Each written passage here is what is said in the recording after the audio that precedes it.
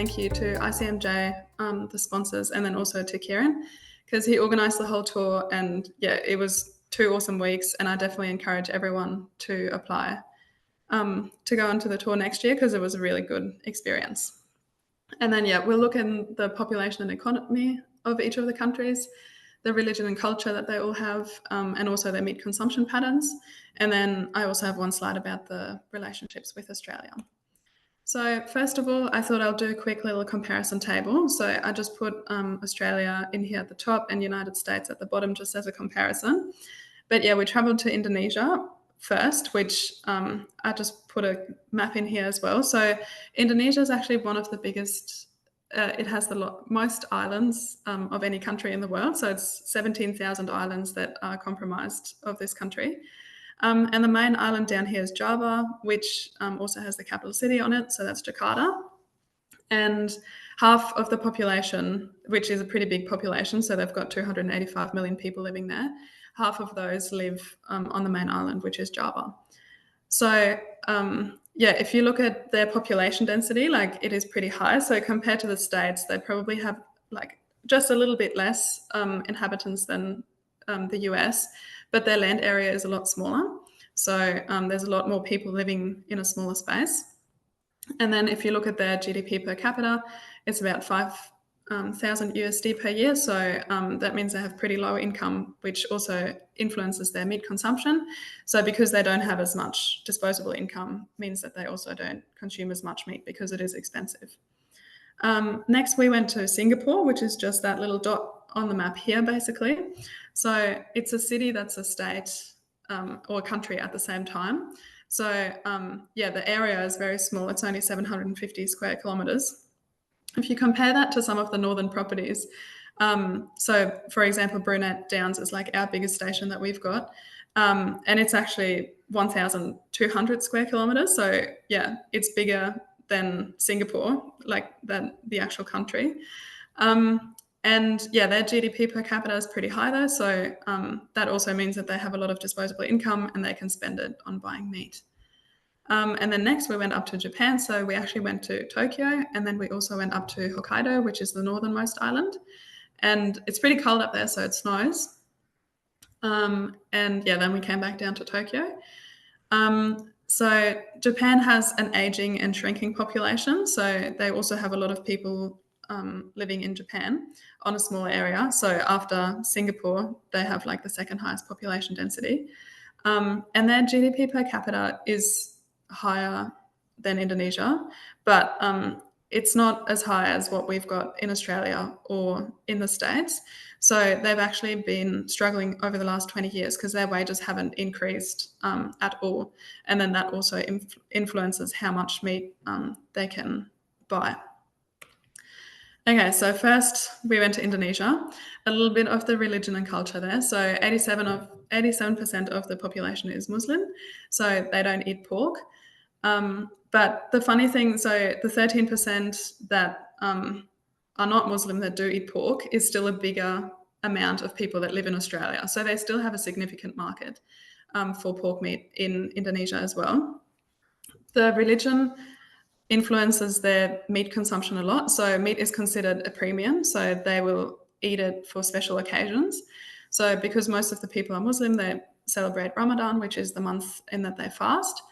And the celebration at the end of it, which is Eid, is a peak in their beef consumption in Indonesia. So rice is also a staple food for them, and they actually take a lot of pride in having their own like food self-sufficiency. So they want to be able to self-sufficiently grow rice for all of the need in Indonesia. And they also value fresh meat. So a lot of the meat is bought on the wet markets, which you can see here. So this is a beef stand, and they've got the beef hanging up, and then they've got some cutting boards there, so they cut it down for their customers as well. And this meat, we actually went to one of the abattoirs that produces for the wet markets. It's slaughtered the night before, and then it's still hot when it gets to the wet markets. So that's like a difference between us and Indonesia, where for us, like, we think the meat is cold all the way through, like it gets in the chillers in the abattoir and then it's kept cold the whole way through the supply chain. For those people, it's never actually been in a fridge before. Like it's really hot. Like that day we walked through that wet market, it was so hot, we were all sweating. And yeah, there's just chicken out. There's a lot going on, a lot going on in the slide, but that's the same how it is when you go to the wet markets. You can buy fish, you can buy rice, you can buy fruit. Yeah, they had some coloured chooks there as well, which was very funny to see. And then, yeah, so the meat supply and the consumption. So for them, they focus a lot on food security. So yeah, like I just said before, they want to be self-sufficient in rice, and they also have a rule for beef. So an amount of imported live cattle has to include breeders. So Sam's actually giving a presentation about that in the next session, which will be very interesting. Another thing that they have at the wet markets is a price ceiling. So none of the meat that is sold should be over 120 to 130,000 rupiah. And that is enforced by people going there and actually, yeah, having a look. If anyone sees someone selling it for more than that, they will get fined. And obviously that's good for them because it means that they have a supply of meat that they can buy because the price is low for them and they can't really afford much more. But for us on the supplying side, it also means that there's probably not much more of a margin that we can make out of some of that meat sometimes because there's a price ceiling. They can't sell it for more. So we have to make sure that we produce it for less than what they're selling it for. They also have a niche market that is growing a little bit. So it's the high-end market. There was a supermarket there where they had, yeah, quite nice products. They actually had a kitchen in that restaurant, a kitchen in the supermarket as well. So we bought a couple of steaks and they cooked it up for us. They're the chefs back here.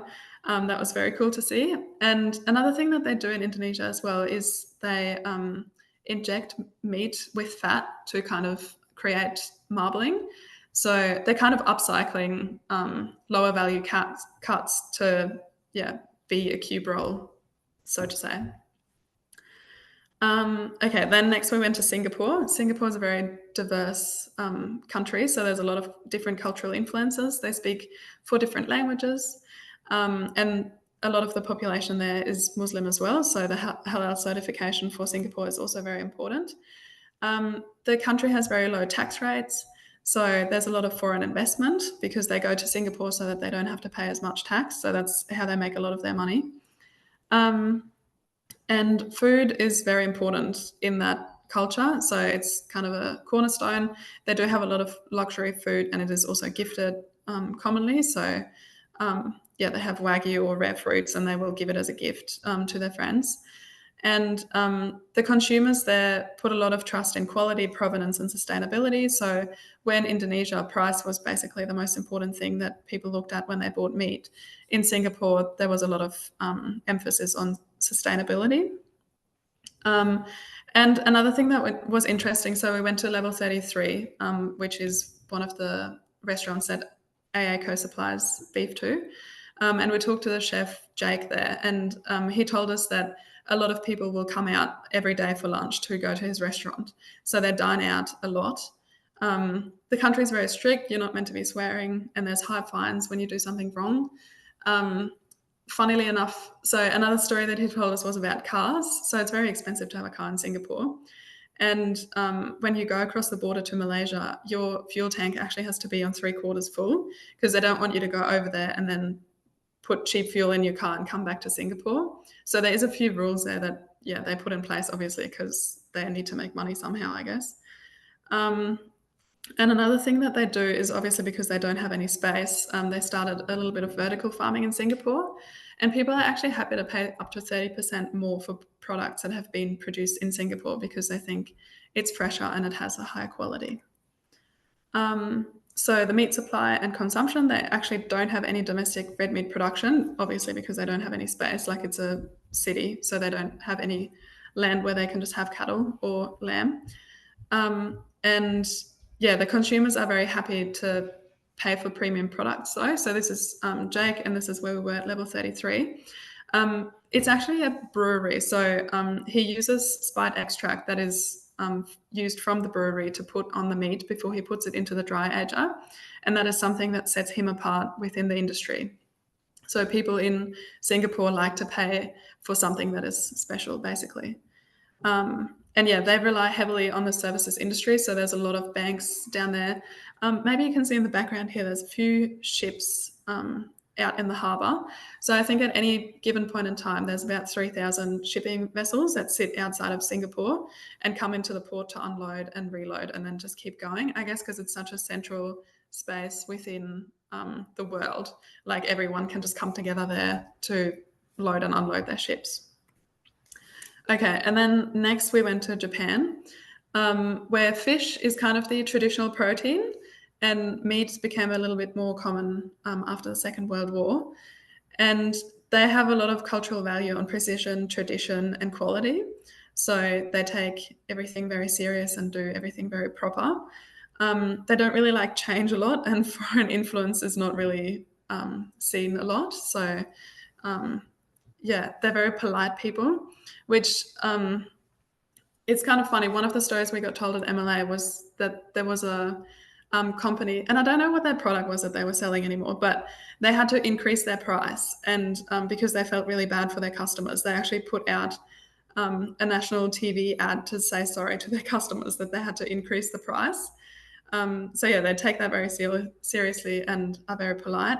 They're also very health conscious. So each of the schools has their own nutritionist that teaches the kids how to eat properly, I guess.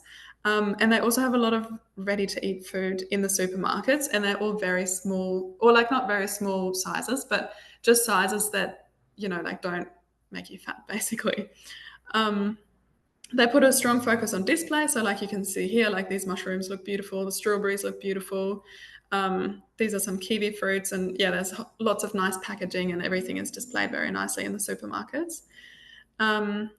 And yeah, they also have to import a lot of their meat though, because yeah, they have more people than what they can produce basically, and they measure their food security in calories, and they can only produce 38% of the required calorie intake for the whole country. This picture down here is from the tuna markets. So yeah, we went to the tuna markets in Tokyo, and they just get auctioned off basically, which was very interesting to see. And then next, going towards the meat supply and consumption. So the beef consumption actually is shifting towards leaner cuts, and that is because the top end Wagyu is very expensive, so people tend to not be able to afford it as much. The domestic Wagyu is very heavily graded, so I'll touch on that in the next slide. But because it's so hard to get the top tier, there's actually a bit of a oversupply of the mid-grade marbled cattle, which I think Harriet will explain a little bit more in the next presentation as well. They do have a rising interest in lamb. So there's this tabletop barbecue, it's called Genghis Khan. And they actually use a lot of beef offal and also lamb to cook on this barbecue. So you just sit around the table, and there's some hot plates in the table, and you can, cook your meat as you like, basically. And Japan also has a high trust in Australian beef. So we have a clean and green image all across the world, which was also cool to see in Singapore and Indonesia. So we're kind of perceived as that in all the countries that we went to. And yeah, MLA does a good job in all those countries to raise awareness and preference for Australian beef when people, pick and choose in the supermarket and also restaurants. Another thing that we have in common with Japan is that they also have labor shortages in agriculture. So they get people in from Vietnam, China, or the Philippines to come and work for them. So then Japanese Wagyu. So people in Japan actually can't afford to buy Wagyu all the time. So for them, it's a very special thing that they only eat once or twice a year.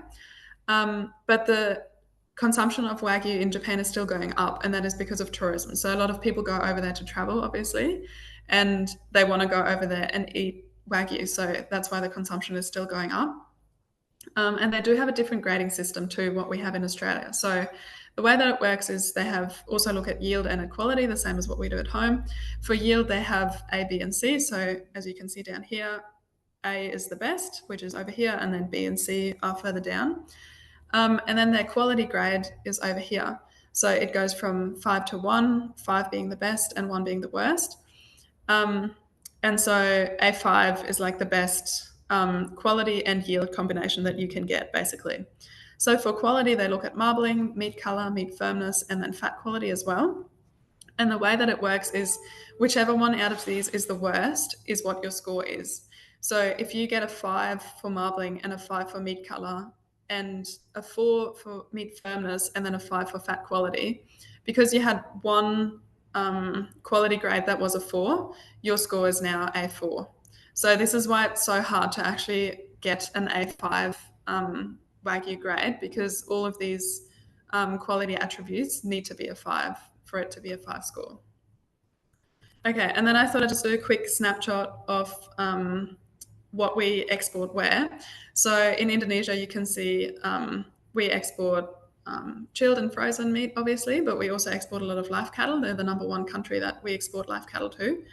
And when you look at the cuts that we export over there, it's a lot of manufacturing, like offal trim kind of cuts that we send over there.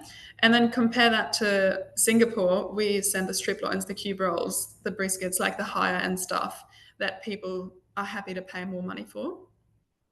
And then looking at Japan, this is the country that we, like out of these three, that we export the most meat to. And yeah, they also use a lot of our offals to cook on the tabletop barbecue, like I showed you guys before. Cool, that was my